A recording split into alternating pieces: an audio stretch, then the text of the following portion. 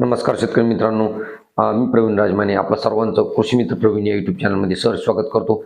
आजच्या व्हिडिओमध्ये आपण तूर पिकाला खत व्यवस्थापन कोणतं करायचं, त्याचबरोबर युरिया टाकायचा का नाही याबद्दल सविस्तर माहिती या व्हिडिओच्या माध्यमातून आपण पाहणार आहोत. शेतकरी मित्रांनो, साधारणपणे तूर पिकाची लागवड झाल्यानंतर आपल्याला पहिलं खत व्यवस्थापन ही 15 ते 20 दिवसांनी द्यायचं आहे. लागवड झाल्यानंतर 15 ते 20 दिवसानंतर आपल्याला पहिलं खत व्यवस्थापन करायचं आहे. त्याच्यामध्ये युरियाचा वापर आपल्याला करायचा नाहीये.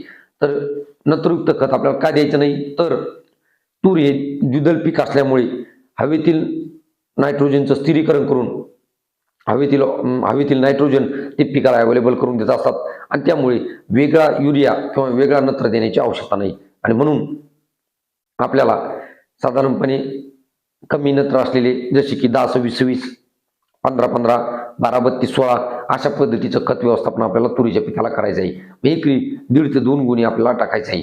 त्याचबरोबर शेतकरी मित्रांनो, आपल्याला ते झाल्यानंतर दुसरं खत व्यवस्थापन किती दिवसांनी करायचं, तर लागवडीनंतर आपल्याला 65 ते 70 दिवसांनी आपल्याला दुसरं खत व्यवस्थापन करायचं आहे, की जेणेकरून शेंगा लागण्याच्या कालावधीत किंवा फुलं आल्यानंतर ते त्याला अवेलेबल होऊन त्या पिकाला चांगल्या दर्जाचं खत व्यवस्थापन लाभून त्या दाण्याची साईज वाढण्यास मदत झाली पाहिजे.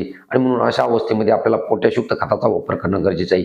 त्यावेळेस मग तुम्ही single super phosphate plus MOP अशा पद्धतीचं कॉम्बिनेशन करून सुद्धा तुम्ही 2 गुण्या टाकू शकता, किंवा 10-26-26, 9-24-24 अशा पद्धतीचं खत व्यवस्थापन की ज्याच्यात पोटॅशचं प्रमाण जास्त आहे अशा पद्धतीच्या खताच्या गोण्या तुम्ही वापरू शकता.